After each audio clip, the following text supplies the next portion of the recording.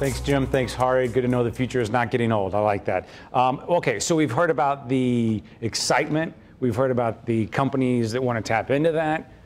But there's got to probably, I'm guessing, the three of you will say, be some base level of education and knowledge before they take off together. Let me introduce Dr. Beth Bender. Welcome back to the show from Gateway STEM High School. Also, Dr. Chris Gordon, Associate Dean, School of Engineering from Southern Illinois University at Edwardsville. Thanks for being on the show, and thanks for making the trip in from Rolla. Dr. Cheryl Schrader, Chancellor, Missouri University of Science and Technology. Are we educating our kids to accomplish all of the things that we're talking about when it comes to science and innovation? STEM, what's it? Science, technology, engineering, and math. Yeah. I think we're doing a better job. I think there's always potential for, more growth, but the things that we're doing now in schools weren't done 20 years ago. The hands-on learning, we've got coming up in St. Louis in a month, the World Robotics Championship. Yeah, the World Championship. Oh, it's amazing. And to start teaching students in that kind of fashion where there's not one answer. If you remember back in the classroom, the teacher was always looking for that one answer. The real world isn't about one answer. It's about the options and the creativity and the innovation. We've heard about that tonight. And so as we're preparing our students, we're really trying to look at it in that kind of light. What are those options? How can we be creative? How can we foster that teamwork within students? How can we give them real world learning that they can then take on to college and to the career world? Innovation in your fields. Mm-hmm.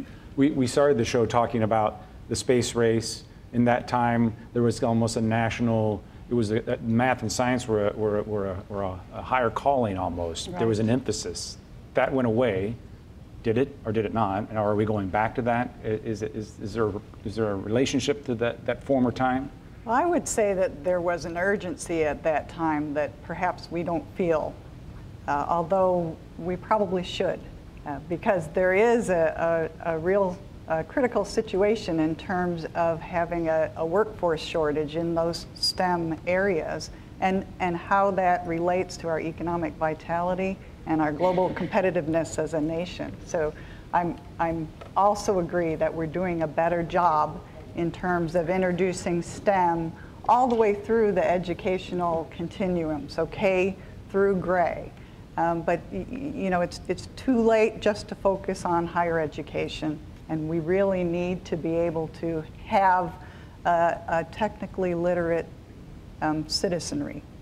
So being able to be comfortable and understanding, regardless of what your choice of field or major is, really understanding the impact that our new technology will have. Everyone needs a STEM education to some degree. Is that what you're saying? That is absolutely true. And I think that overall what we're doing is we're training, we're preparing students, preparing graduates for careers that we can't imagine, mm-hmm. using technology that doesn't yet exist. So we are preparing people to be creative and innovative so they will be able to capture what the future will hold. What do you see in students from other countries compared to ours? I see that our students are comparing, well to anyone anywhere. By the time they get to you, or have they been prepared the way they have been our students from China, for instance? I'd say that we're competitive. However, you look at the choices that students from other countries make about the fields that they pursue, and you can see that we're lagging in terms of how we pursue STEM majors. You look at Singapore, over 65% of their students are pursuing STEM majors. You look at China, over 50%. You look at France, you look at other countries, and we're not even there. And we're getting there. We're catching up. We're seeing also a divide between men and women, between underrepresented minorities pursuing STEM majors and succeeding at STEM majors. 25% of underrepresented minorities succeed in pursuing a college degree in STEM majors within 6 years. 40% for white Americans. It's staggering. So there's a lot that we're learning about how to pursue STEM majors, how to deliver a quality education. But we're lagging behind how many students are doing that. Of course, not everybody is cut out for chemistry or engineering. Is this like the new business degree? You go get it and it'll help you no matter what you do? Or is this, do we just need more people to find their inner mathematician? Well, you know, I do think that if you do pursue a STEM education, you can be successful in many, many fields. So you are not restricted to being in STEM occupations. Is the demand for Missouri S&T, what's it like? So the demand is very, very high. We have incredible demand from prospective students, as well as demand from employers to continue to produce more and more of our students. And we're seeing more and more corporations coming to us for our career fairs, which are some of the largest in the nation, recruiting for all majors. So they're not necessarily saying we just need the science, technology, engineering, and math, but we understand the quality of the education and the unique atmosphere at Missouri S&T that produces the technically literate graduates, regardless of whether they're in arts, humanities, business, education, or STEM. And I think we see that. Yesterday I went with our students that are studying to be firefighters. They're getting their certification. So they were off dealing with fires and prying doors off cars. And the one young lady, I said to her, I said, "Are you going to be a firefighter?" And she says, "No, I'm going to be a lawyer." But we talked about how those skills and what she's learning now will transfer over.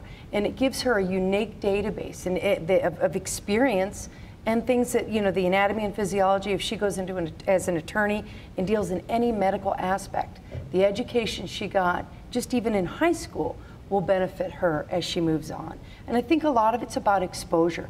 Many of the students don't know the options out there, and she is right on the money. I talked to a student the other day who was all worried about after college and what am I going to do, and I don't know if it was comforting, but I explained everything will be different by then. And it really will be. So it's a matter of creating the critical thinkers, having that base level of knowledge, the incorporation of how science and technology works into every aspect. You know, explaining engineering to teenagers, it's really interesting. I have a lot of students who maybe have not been exposed to the engineering field, but explaining everything from the newest cell phone to automobiles to how a coffee mug is shaped. All of those things are tied back to engineers, and really getting that knowledge there so they realize that there are these careers, that there are these options, and that it all really does tie together. Fostering some curiosity. Mm-hmm. Curiosity, creativity, confidence.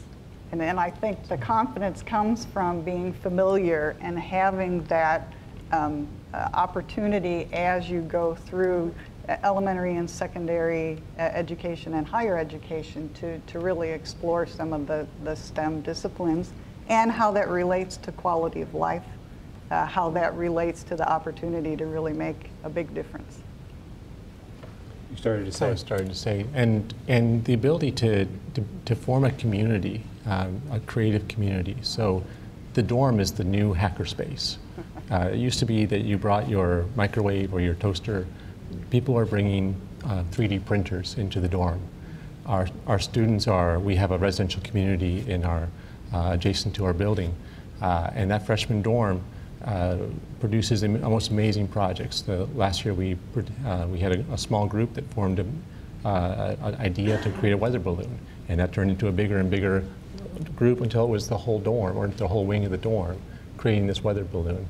And it's when you have that density, the creativity, and that community, and you build around that, then you get the exposure to to other disciplines, and you create amazing things. Well, I think there's a parallel between what we heard earlier with bringing people together and creating that opportunity to bring together just different perspectives in a way that helps you come up with tremendous solutions. SIUE sounds a lot like Cortex. I'm sure Rolla, the dorms operate very similarly in classrooms too. That's teaching them, exposing them to that kind of creativity. Well, and you know, one of the other parallels that I noticed is talking about how it can often be difficult in a larger organization to really foster innovation, foster that environment that promotes creativity. And I think that's probably true with universities as well.